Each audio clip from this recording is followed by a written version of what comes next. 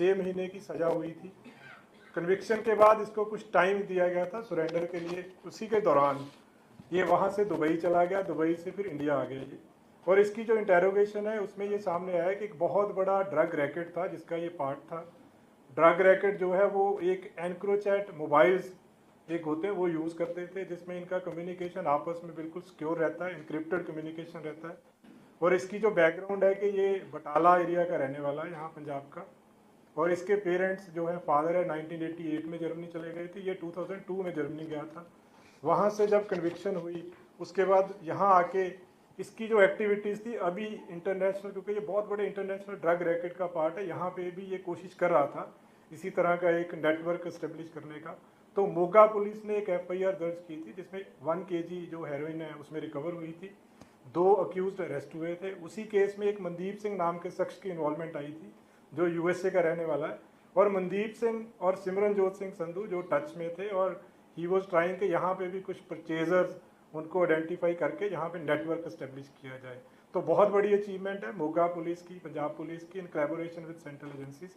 तो अभी फर्दर जो है इसका प्रोसीजर पूरा करके इस केस में, जिस केस में जर्मनी में वांटेड है, तो जर्मनी जो एजेंसीज हैं इसको लेके जाएंगे इंडिया से।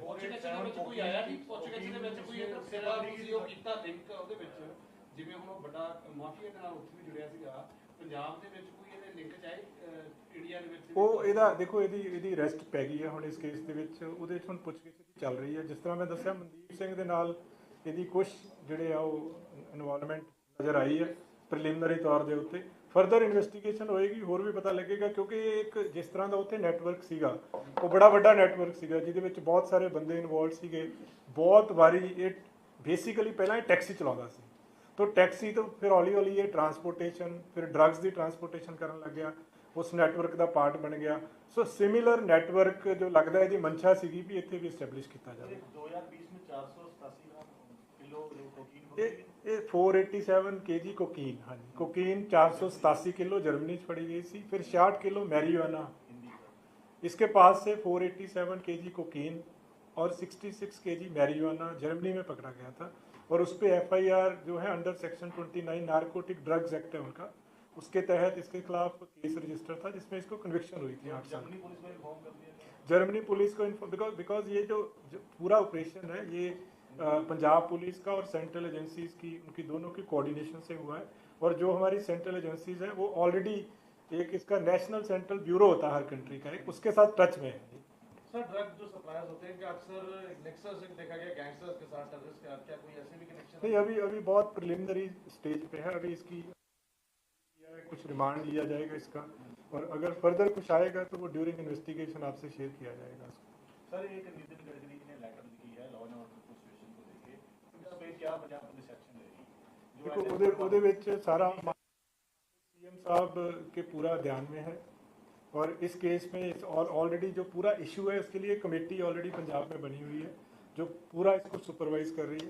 जहाँ तक लॉ एंड ऑर्डर का इशू है, पंजाब पुलिस पंजाब की, जैसे हमने देखा पंजाब की जो लॉ एंड ऑर्डर स्थिति है, it is one of the best in the country. जो पीछे टाइम्स ऑफ इंडिया का सर्वे हुआ था उसमें पंजाब दूसरे नंबर पे था लॉ एंड ऑर्डर के पॉइंट ऑफ व्यू से। और इस पर्टिकुलर इशू की जब हम बात कर रहे हैं तो 2 केसेस अब तक सामने आए, एक लुधियाना रूरल में, एक जलंधर रूरल में, एक दाका पुलिस स्टेशन का था और एक नूरमहल पुलिस स्टेशन का था। दोनों केसेस में एफआईआर रजिस्टर हुई है, एज पर लॉ उसमें कार्रवाई की जा रही है। और पूरी तरह से Punjab police, Punjab government, CM साहब की तरफ से पूरी तरह से अश्योरिटी है कि पंजाब में 100% इसकी जो है नेशनल हाईवे का प्रोजेक्ट है इसको इम्प्लीमेंट किया जाए। उन्होंने बोला कि सिक्योरिटी प्रोवाइड की जाएगा, प्रोवाइड कर रहे हैं उनको? जहाँ पे भी देखो हमारे सारे सीपी एसएसपी को पूरी तरह से नहीं, यहाँ पे भी उनकी तरफ से कोई डिमांड आएगी, जहाँ पे भी उनको ज़रूरत होगी, जिस एरिया में, जिस जगह पे, जिस हाईवे प्रोजेक्ट पे पूरी सुरक्षा दी जाएगी उनको।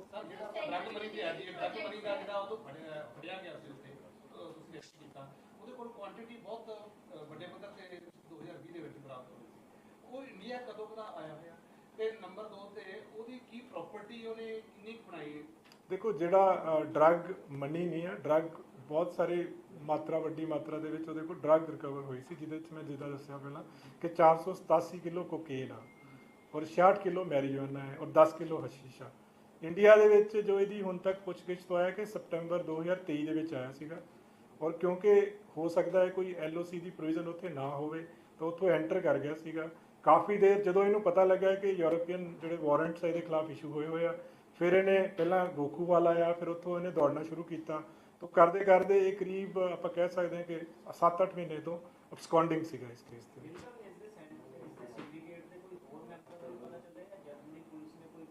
ਨਹੀਂ ਅਜੇ ਤਾਂ ਬਹੁਤ ਪ੍ਰੀਲਿਮਿਨਰੀ ਸਟੇਜ ਤੇ, ਜਿੱਦਾਂ ਮੈਂ ਦੱਸਿਆ, ਅਜੇ ਇਹਨੂੰ ਅਰੈਸਟ ਕੀਤਾ ਹੈ। ਹੁਣ ਉਹਨਾਂ ਨਾਲ ਗੱਲਬਾਤ ਹੋਏਗੀ, ਫਰਦਰ ਪਤਾ ਲੱਗੇਗਾ ਇੰਡੀਆ ਦੇ ਵਿੱਚ ਕੀ ਇਹਦੇ ਹੋਰ ਅਕੰਪਲਿਸਿਸ ਹੈਗੇ ਆ ਨਹੀਂ ਹੈਗੇ ਆ, ਉਹ ਡਿਊਰਿੰਗ ਇਨਵੈਸਟੀਗੇਸ਼ਨ ਪਤਾ ਲੱਗੂਗਾ ਸਾਰਾ ਆਪਾਂ ਨੂੰ। फ्लोरेंस बिश्नोई वाला इंटरव्यू केस जर्नलिस्ट का कोई FIR रजिस्टर हुई है कि जो पुलिस ऑफिशियल्स है या कोई जर्नलिस्ट है जिन्होंने इंटरव्यू नहीं देखो वो केस ਜਿਹੜਾ ਨਾ ਜੀ ਉਹ ਮਾਨਯੋਗ ਅਦਾਲਤ ਉਹਨੂੰ ਸੁਪਰਵਾਈਜ਼ ਕਰ ਰਹੀ ਹੈ।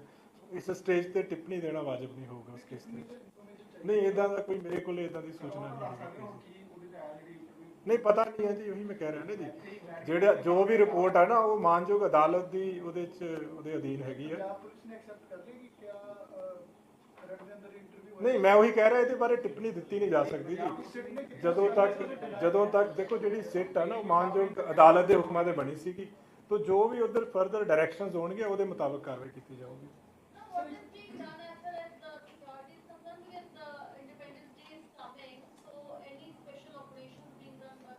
नहीं उसमें ऐसा है जी, हमारे special DG law and order है, वो supervising the security law and order point of view से।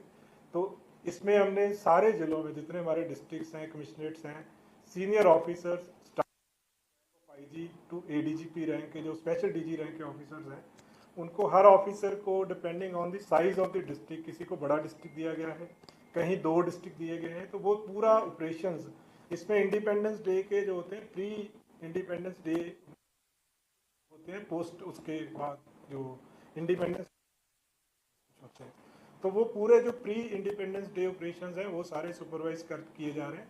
उसमें स्पेशल ऑपरेशन में जो हाइड आउट होते हैं उनकी चेकिंग होती है, जो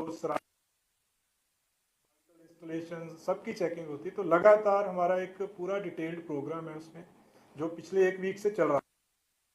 तो बहुत हाई लेवल पे इसको मॉनिटर किया जा रहा है सिक्योरिटी को।